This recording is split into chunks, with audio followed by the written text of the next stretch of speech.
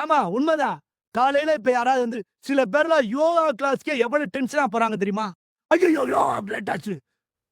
போறதே டென்ஷன குறைக்கிறதுக்கு தானே. ஒரு ஒரு நிதானத்தோட வாழுங்க. ஒரு ஆரோக்கியம் என்பது பழக்கவழக்கம் சார். மருந்து மாத்திரை கிடையாது. நான் ஒரு சிம்பிளா ஒரு விஷயம் சொல்றேன். நம்ம முன்னோர்கள்லாம் சாப்பிட்ட பின்னாடி வெத்தல பெட்டிய தொறந்தாங்க. நம்ம முன்னோர்கள்லாம் சாப்பிட்டு முடிச்ச பின்னாடி வெத்தல பெட்டிய தொறந்தாங்க. இப்ப நம்ம எல்லா பேருமே மாத்திரை பெட்டிய தொறக்கிறோம். வாழ்க்கை முறைதான். காரணம் என்ன? பொம்பளை ஆள் பூரா டிவிய பார்த்து அழுகுது. ஆம்பள ஆள் பூரா ஃப்ரிட்ஜ பார்த்து அழுகுறான். என்னைக்கு எடுத்த சட்னி எடுத்து வப்பாளோ? என்னைக்கு வச்ச குழம்ப எடுத்து வப்பாளோ? அன்னைக்கெல்லாம் சாப்பிட்டுட்டு இருக்கும்போது சொல்றேன். "என்னடி குழம்பு போன வாரம் வச்ச புளிக்குழம்பு மாதிரியே இருக்கு" அப்படின்றேன். மாதிரியே இல்லதாங்க. அதே புளிக்குழம்பு தான்றா. 1 வாரத்துக்கு முன்னாடி வச்சது. அதுக்கு இப்போ ஒரு புதுசா ஒரு பேர் வச்சுருக்காங்க. பிச்சைக்கார பெட்டி.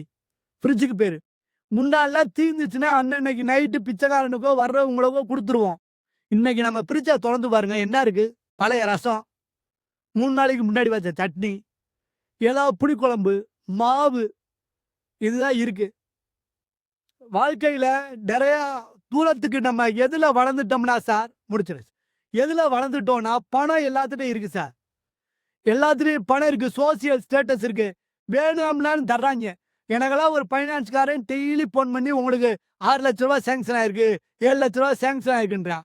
பணம் வந்துருச்சு. வசதியான வாழ்க்கை முறை வந்துருச்சு. ஆனா உண்மைய நாம சொல்றோம். பழகல. வாழ பழகலைன்னா என்ன பண்ணா, நிம்மதியாவும், ஆனந்தமாவும் இருக்க பழகல. அத பழகுவோம். நீங்க எவ்வளோ சேர்த்து வச்சாலும், எவ்வளோ பணம் இருந்தாலும், உடல் ஆரோக்கியத்தோட இருந்தா மட்டும் தான் மரியாதை.